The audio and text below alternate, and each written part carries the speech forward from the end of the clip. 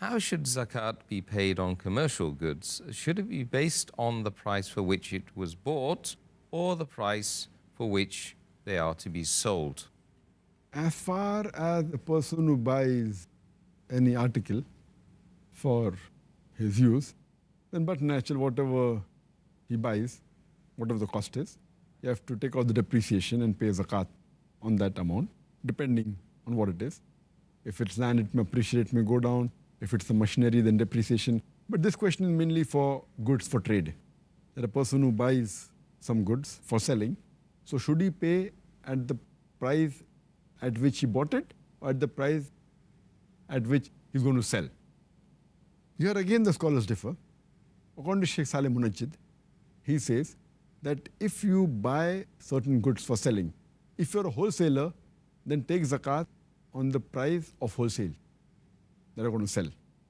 If you're a retailer, then you take out zakat on the price at which you're going to sell on retail.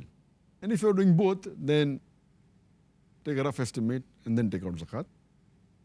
But some of the scholars, they say that in retail, the profit margin is quite a lot, depending upon the good you're dealing in.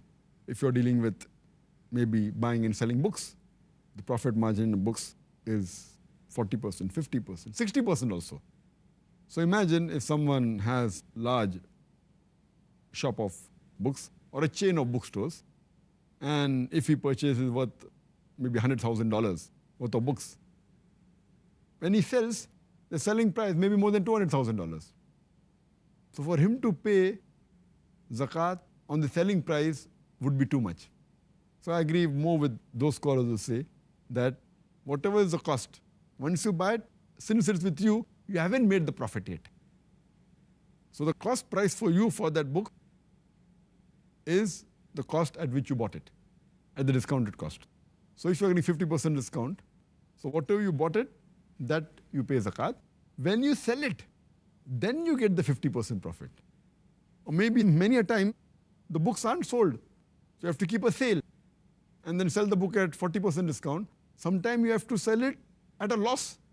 You purchase 50% discount but sell it at 60% discount. And especially you take out the books which are there lying with you for maybe 5 years or 6 years or 8 years. So imagine you pay 8 years zakat on the higher side and then you sell it at a discounted rate. So I agree more with those group of scholars who say that you pay zakat on what you actually paid.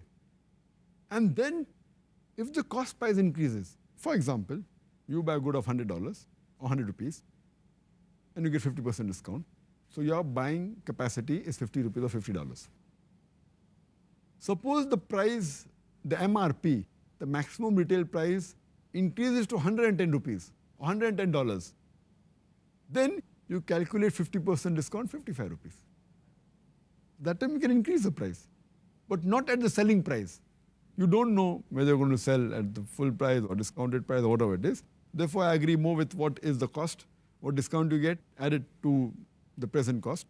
And that's how you have to make out what is the total value of your goods after purchasing 1 year, and then pay zakat 2.5% on it. Okay, great. Thank you.